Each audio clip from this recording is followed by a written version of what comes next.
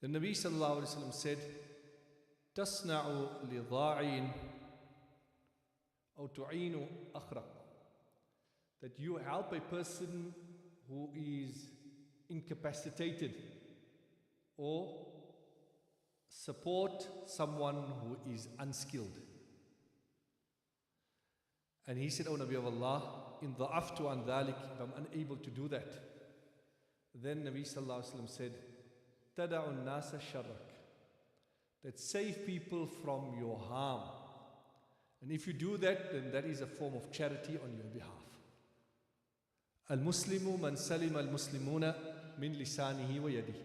A true believer is one whom others can rest assured that there will be no harm coming their way from that person. And on one occasion, some of the Sahaba were sitting with the Messenger sallallahu alaihi wasallam. Sayyidina Abu Hurairah radiallahu anhu narrates, and he says that they started talking, and they said, "Inna fulana," that there's a certain lady, she performs so much salah, وَتُذْكَرُ مِنْ صَلَاتِهَا, that she made lots of salah, and she would be fasting all the time, and she would give lots of charity. But then, وَتُؤْذِي جَارَهَا بِلِسَانِهَا, but she harms her neighbor with her tongue. And Nabi sallallahu alaihi wasallam said, "La khayra fiha hiya fi an-nar," that there's no goodness in her, she is in the fire of Jahannam.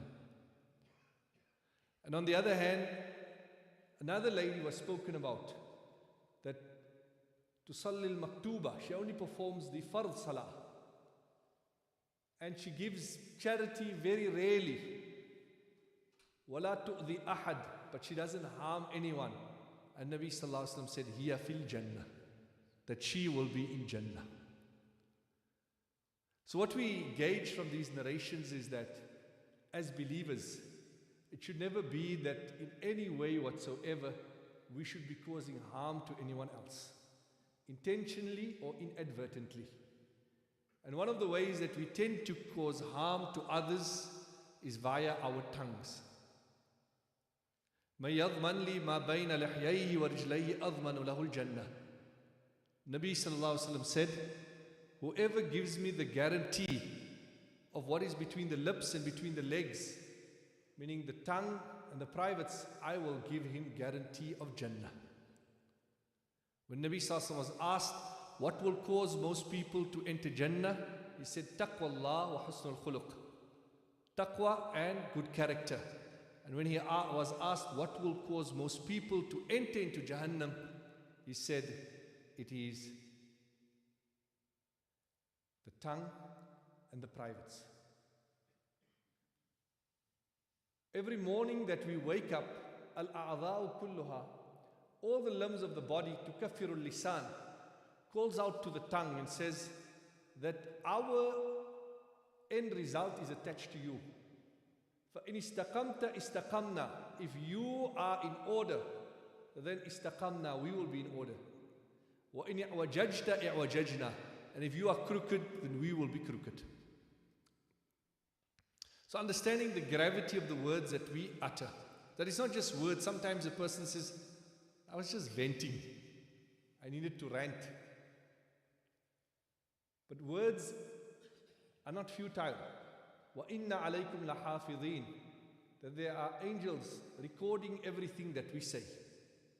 And they're not recording it just to fill up the ledgers and the books. They are recording it because it will be presented and we will have to answer. And we will have to answer for every word uttered. And they will have grave consequences. So our tongues have an important role for us. On the one hand, to declare that we are believers. It is a matter of the heart and the verbalization on the tongue. Only once you verbalize the kalima on your tongue, then you are truly a believer. So it has such an important role. وَإِنَّ الرَّجُلَ لَيَتَكَلَّمُ بِكَلِمَةٍ مِّن سَخَطِ اللَّهِ. And on the other hand, a person says a word which is a word which causes the anger of Allah, and فَتَهْوِي بِهِ فِي النَّارِ, it results in a person entering into the fire of Jahannam. So today I'd like to talk about 5 sins related to the tongue. What are they?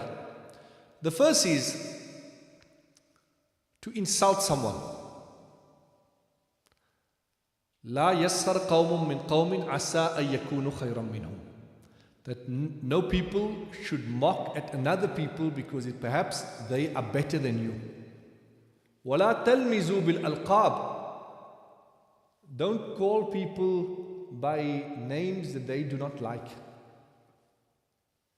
So sometimes we insult a person, a group of friends are together, they take the mickey out of someone and they think it's all just jokes and laughter. But what impact is that having on that person? Does he like it or not? And if not, then you are causing harm. Yes, there is a place for humor in the deen of Islam. Nabi Sallallahu Alaihi Wasallam also had moments of humor with the Sahaba radiallahu anhum, where there were instances of a double meaning and ambiguity. Your mind goes to a close meaning, the Prophet Sallallahu Alaihi Wasallam intended a further meaning, a distant meaning. And like that, there were moments of laughter. But when it harms someone, when it hurts someone, when someone is uncomfortable with it, then it's no longer playful humor. On one occasion, an old lady came and said, "Oh Nabi of Allah, make dua that I enter into Jannah."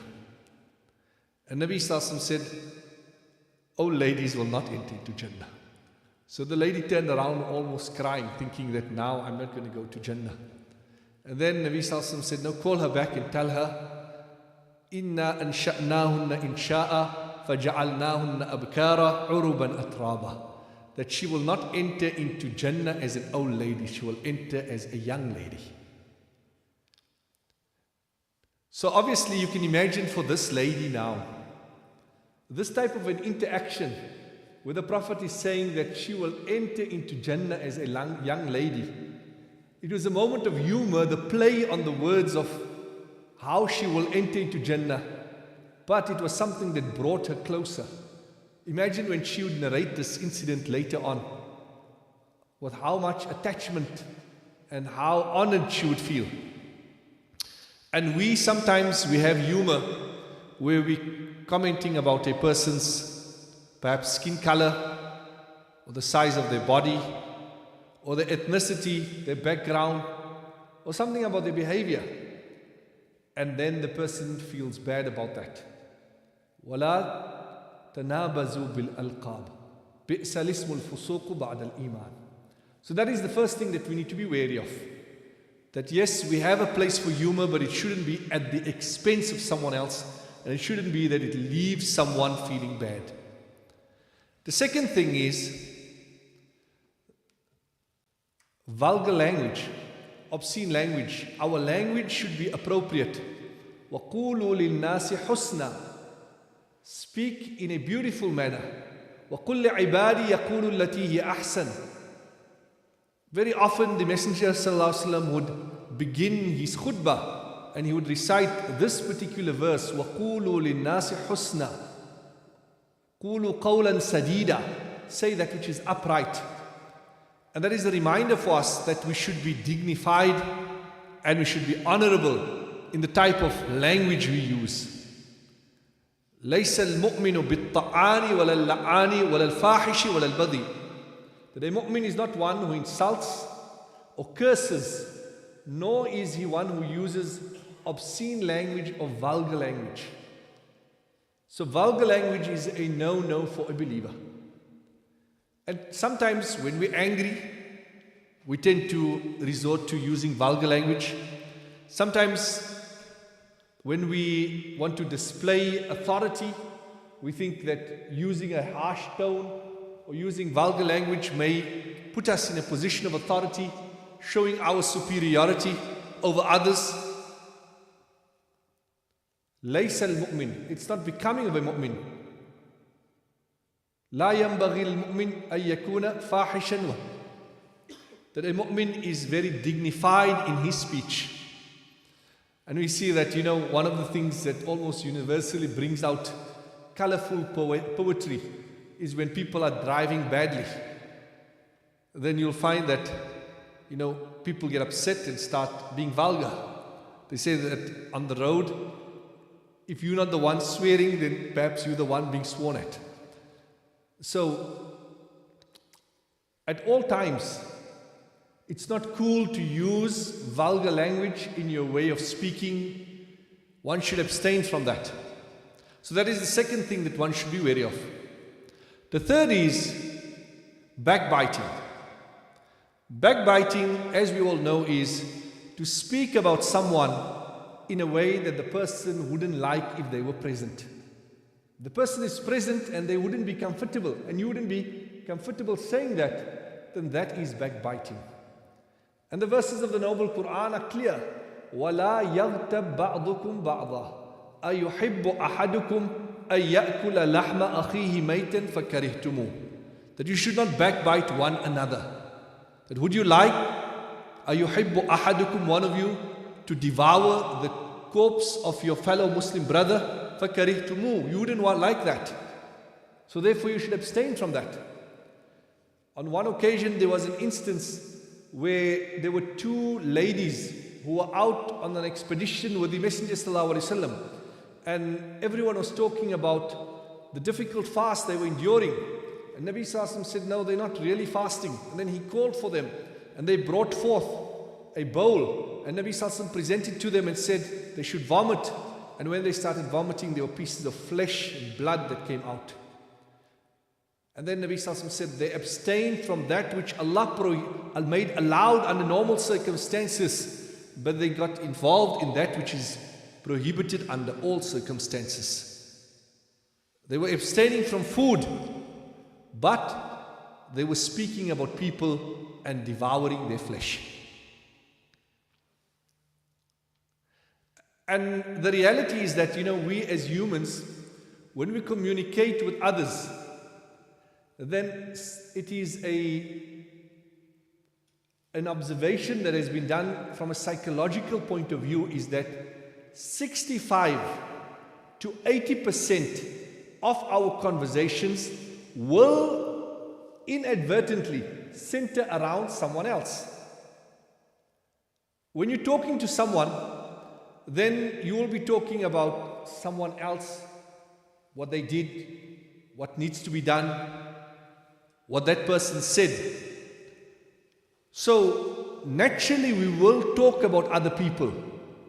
But the problem is when we overstep the mark and we talk about the person in a negative manner. That if that person was present, then how would you feel about saying that? And if someone comes to you and talks negatively about someone else, then you should actually do a reality check for yourself to say that, why is this person comfortable to talk about someone else to me? Do I not stop him? Do I not change the topic? Do I not, why is it that he can feel comfortable to say these things?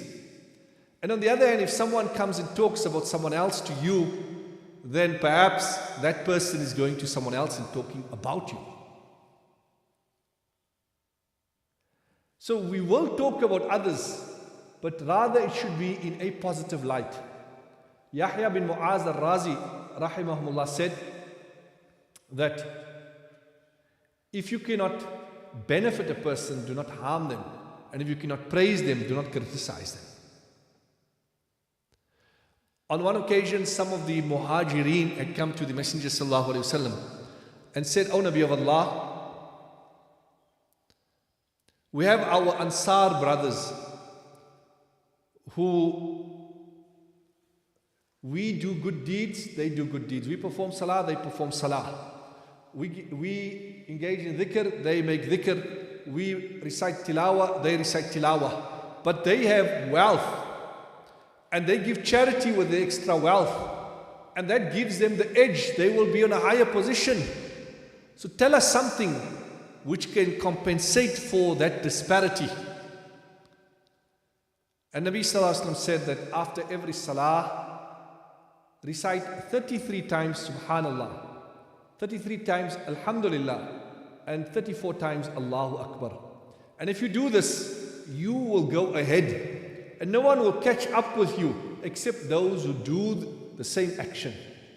So the Muhajirin started practicing upon this. But such enthusiasm to gain proximity and to go ahead, that the Ansar no sooner heard about this, they started to practice upon it also. The Muhajirin wanted something exclusive to themselves. The Ansar had such desire for goodness that they started practicing. The Muhajirin comes back to Nabi Sallallahu Alaihi Wasallam and say, "Oh Nabi Allah, our brothers from the Ansar have heard about this. They started practicing upon it. Now, what can we do?" So Nabi Sallallahu Alaihi Wasallam said, "This is the virtue that Allah grants to everyone. But let me tell you something, that ma da'awtum wa athnaytum lahum al-khair. That if they've done something good, they've spent, and you make dua for them, and you praise and acknowledge them, you will get a share in their goodness. By you acknowledging someone and making dua for them secretly, you will get a share in their goodness." What an easy way to attain rewards, that talk about the goodness of others, that this institute is doing such great work, our imams are doing such good work, our muallim is doing good work, this masjid is being run so efficiently. Wherever there's effort of work, deen being done, but what we prefer to do is to be an armchair critic. No, they're not really sincere, they have a hidden agenda, they're just trying to become more famous, they're trying to become in a position of authority, they're doing it as a marketing strategy. We sort of find the negative in everything and in everyone's action, and we then labor on that and focus on that.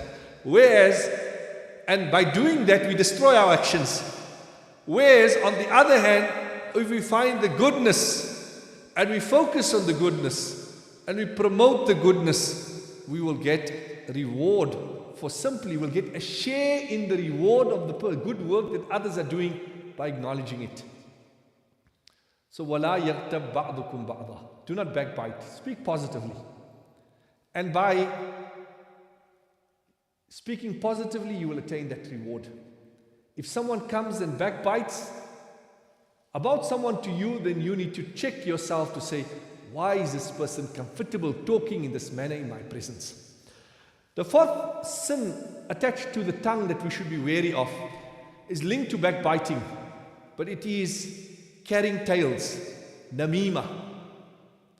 That something about someone and it's been carried to that person or to another person.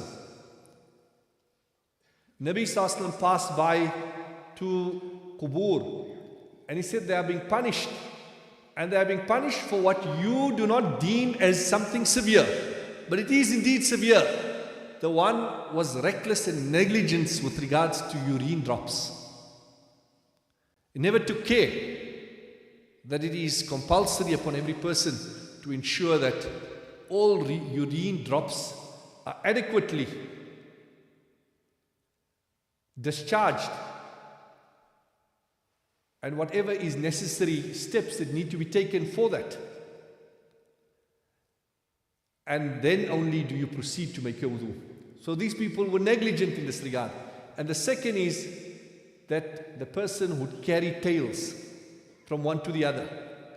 You know, perhaps in a work environment, we'll say that, tell the person, this is what your boss has said about you, or this is what someone said about you, or in whatever setting, to carry a story, to say something about someone, and to bring that story to the person. And this has grave consequences. Someone gave a beautiful analogy and he said that, someone backbited about someone, and then it didn't reach the person, and another person came and conveyed and said that, so-and-so said this about you. and you think that you're the well-wisher, because I'm telling you what they're saying so you can be aware. Telling you what they're saying behind your back so you can be aware, so that you're not in the dark. So the person responded and said, my brother fired an arrow at me. It didn't reach the target. I was unaware. You picked up the arrow and stabbed me by bringing the information to me, to saying that this one is saying this about you. You picked up the arrow and stabbed me with the arrow that was fired at me. So by taking information, negative information to a person, it can have great consequences. By carrying a story. During the time of Sayyidina Uthman radiallahu anhu, when he was the Khalif, there was the hypocrite who was from Abdullah bin Sabah, who started a story accusing Sayyidina Uthman of something which was unjust, nepotism. He said that he was giving preference in positions to his family and certain things that they didn't like about his rule. And this particular story was carried from one place to the other until he was able to create a revolt against Sayyidina Uthman. And an entire group of rebels then came together. And then they camped outside the home of Sayyidina Uthman. And eventually, they then invaded his home and attacked him. And they attacked him while he was reciting the Noble Quran. And as they struck him for the first time, he blocked with his hand. And then he said to them that you're striking at such a hand that used to write the Noble Quran. And then his wife, who was standing by, said that if you kill this old man and you leave him to live, know that he was a man who would recite the entire Quran in one rakat of salah. Yet the rebels went ahead and they martyred Sayyidina Uthman. And as they struck him and his blood started to flow, the drop of blood fell on his mushaf, فَسَيَكْفِيكَهُمُ اللَّهُ, that Allah will be sufficient for you. But it started with carrying a story. And that was the grave consequences, that the third Khalif of the Deen of Islam was martyred in this particular manner. So when we take information from one person to the other, we need to be aware of the consequences in this regard. The fifth sin, and the final one, that we tend to fall into with regards to our tongue, is lies, untruths, false oaths. And we speak lies for different reasons. إِنَّ الصِّدْقَ يَهْدِي إِلَى الْبِرِّ وَإِنَّ الْبِرَّ يَهْدِي إِلَى الْجَنَّةِ. That truthfulness guides one to righteousness, and righteousness will take you towards Jannah. And a person continues to speak the truth until he is ordained to be a truthful one by Allah. مِنَ الصِّدِّيقِينَ وَالشُّهَدَاءِ وَالصَّالِحِينَ. And a person speaks a lie, and that lie leads one to sin. And a person then continues to lie until he is ordained to be from the kadhab, the liars. So sometimes when we are in a difficult situation, we're in a corner, then we lie to get ourselves out of trouble. Or we lie to abdicate responsibility. We lie by portraying a false sense of our own lives. People lie through social media. They'll put a picture that we're on an island, on a resort, on their status, on WhatsApp or on Instagram, giving the impression they're on holiday somewhere, whereas they're sitting in their house on a cold winter's day. So that is also a form of lying, portraying what you're not really doing. So lies have grave consequences. Nabi Sallallahu Alaihi Wasallam, on the journey of Mi'raj, he passed by certain groups of people who were being punished. And then he seen a group of people who had scissors made of iron. They were cutting their cheeks all the way till the neck, till the nape. And it was coming back, and they were doing the same repeatedly. And Nabi Sallallahu Alaihi Wasallam turned to Sayyidina Jibreel and said, "Oh Jibreel, who are these people?" And Jibreel said, "Oh Nabi of Allah, these are people who used to lie, who used to speak lies." So whatever the reason be, we need to be from those who are always rightful, righteous.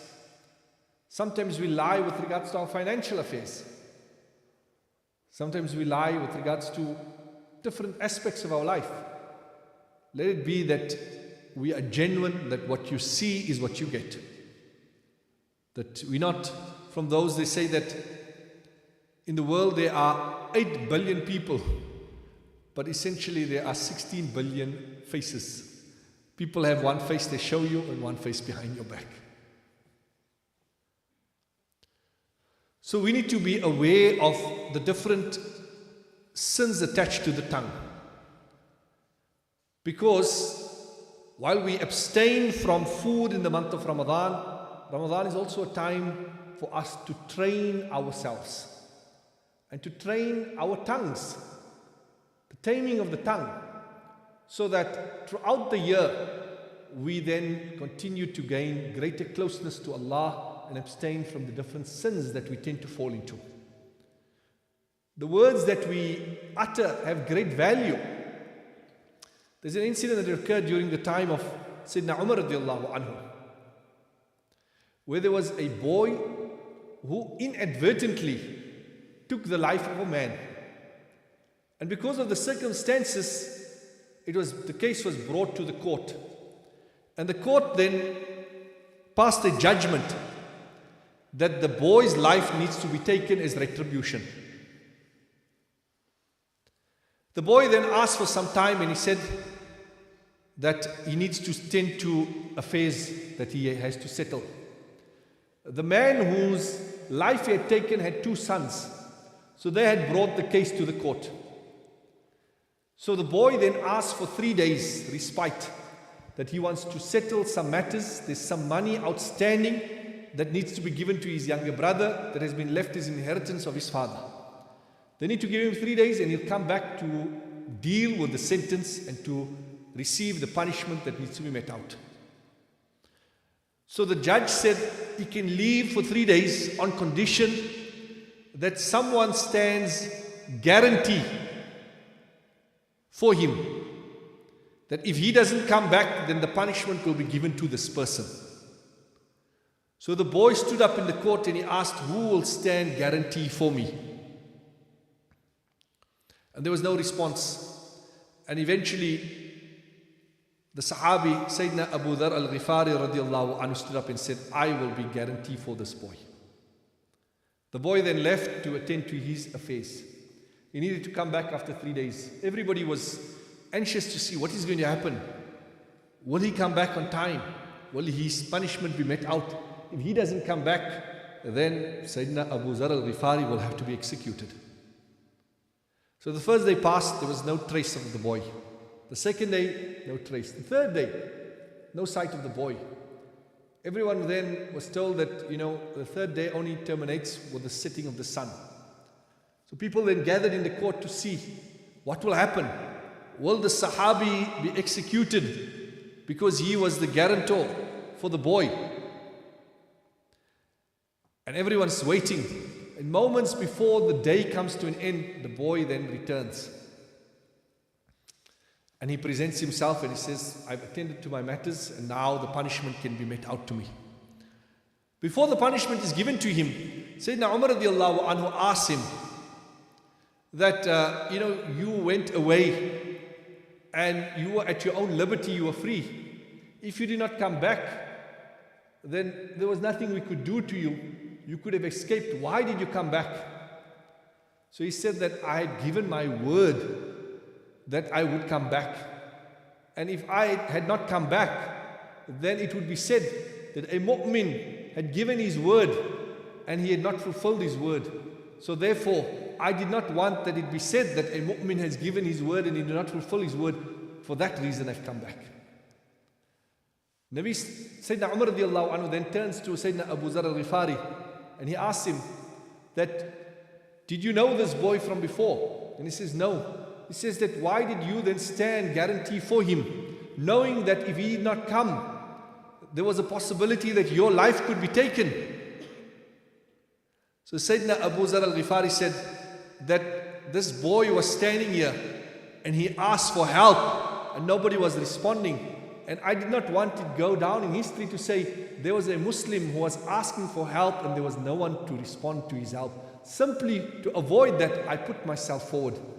Listening to these two responses, the two boys said that if this is the spirit of goodness in these two, then let us also forgive. Let us also forgive. The boy was then freed.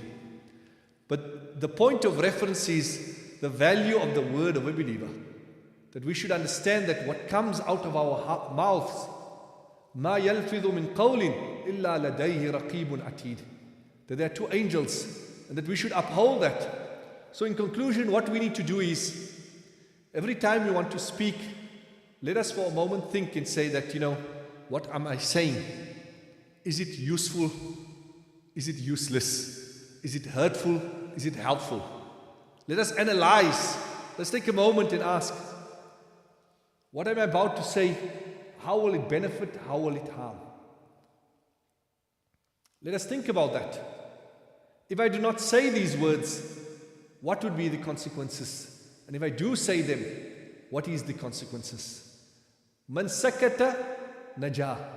Whoever remains silent will then gain salvation. It was amongst the first words that Nabi Sallallahu Alaihi Wasallam had shared, that man samata najah, whoever remains silent, that person is then saved. How are you saved? Because you have to answer for everything that you say. And if you haven't said anything, then you do not have to answer for that. So take a moment to ask yourself that, how will these words have an impact? It is narrated that Sayyidina Abu Bakr radiallahu anhu would hold his tongue and he would say that this tongue of mine has put me in difficult situations. That was how aware he was of the consequences of the tongue. So we need to make dua to Allah subhanahu wa ta'ala. Allahumma hdina li ahsan al-akhlaq.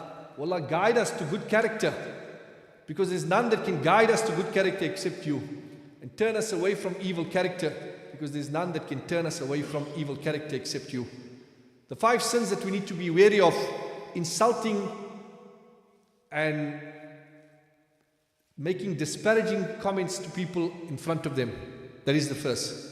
The second is that we should not be obscene and vulgar with our language. The third is not to backbite.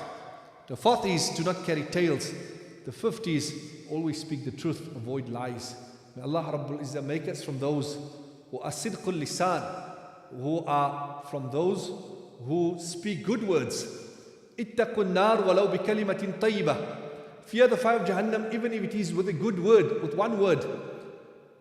And we do not know. Sometimes you say one thing, the consequences can have such a great effect.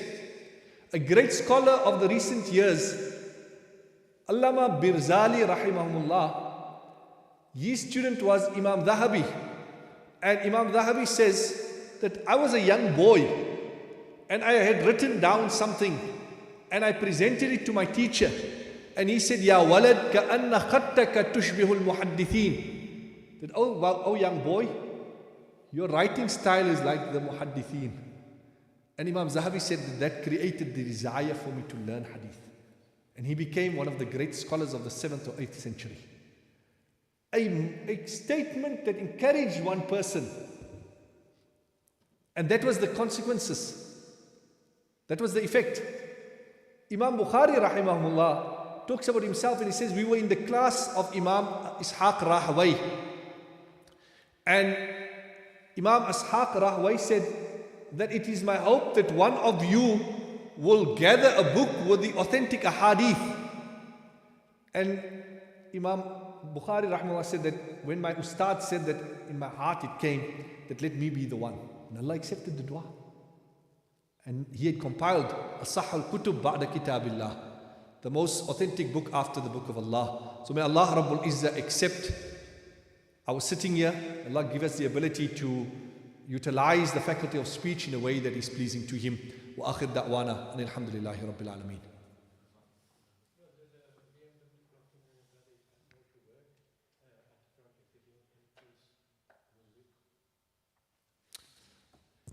اللهم لك الحمد كله ولك الشكر كله. اللهم لا أحصي ثناء عليك أنت كما أثنيت على نفسك. اللهم صل على محمد كلما ذكره الذاكرون، وصل على محمد كلما غفل عن ذكره الغافلون. ربنا آتنا في الدنيا حسنة وفي الآخرة حسنة وقنا عذاب النار. ربنا أتمم لنا نورنا واغفر لنا إنك على كل شيء قدير. ربنا اغفر لنا ولإخواننا الذين سبقونا بالإيمان ولا تجعل في قلوبنا غلا للذين آمنوا ربنا إنك رؤوف رحيم. رب ارحمهما كما ربيانا صغارا. ربنا هب لنا من أزواجنا وذرياتنا قرة أعين واجعلنا للمتقين إماما. Ya Allah, we thank you and praise you, Ya Allah, for all the bounties that you've granted us. Ya Allah, we thank you for the bounty of the month of Ramadan and all the other bounties that you've granted us in this month of Ramadan. Ya Allah, give us the ability to take maximum benefit, to value every moment, to utilize it in your obedience, Ya Allah. Ya Allah, save us from the vices attached to the tongue, to the eyes, to the ears, to all the limbs of the body. Ya Allah, make us from those who are constantly in your remembrance. Ya Allah, make us consistent with salah, with the jama'ah in the masjid. Ya Allah, give us the ability to sacrifice and to make effort for your deen, Ya Allah. Ya Allah, purify our hearts, purify our eyes, purify our tongues, Ya Allah. Ya Allah, accept all our good deeds, Ya Allah. Ya Allah, make this Ramadan, these last days, our best days. Ya Allah, grant us the opportunity to worship you on Laylatul Qadr. Make us from those who witness Laylatul Qadr in such a way that we are in sajda, making dua forgiveness before you, Ya Allah. Ya Allah, accept all our a'mal. Ya Allah, the trustees of this masjid, the founders, the well-wishers, those who are serving it, the ustads, the a'imma, Allah, reward them all abundantly. Ya Allah, accept all the khidmat, take them from strength to strength. Make this masjid a beacon of hope and light for this area and the entire dunya, Ya Allah. Ya Allah, accept our sitting in your house this afternoon, Ya Allah. Accept the words that were shared, accept everyone's time and effort, Ya Allah, and reward everyone abundantly. اللهم إنا نسألك من خير كله ما سألك منه نبيك محمد صلى الله عليه وسلم ونعوذ بك من شر كله ما استعاذك منه نبيك محمد صلى الله عليه وسلم وأنت المستعان وعليك البلاغ ولا حول ولا قوة إلا بالله. سبحان ربك رب العزة عما يصفون وسلام على المرسلين والحمد لله رب العالمين برحمتك يا أرحم الراحمين.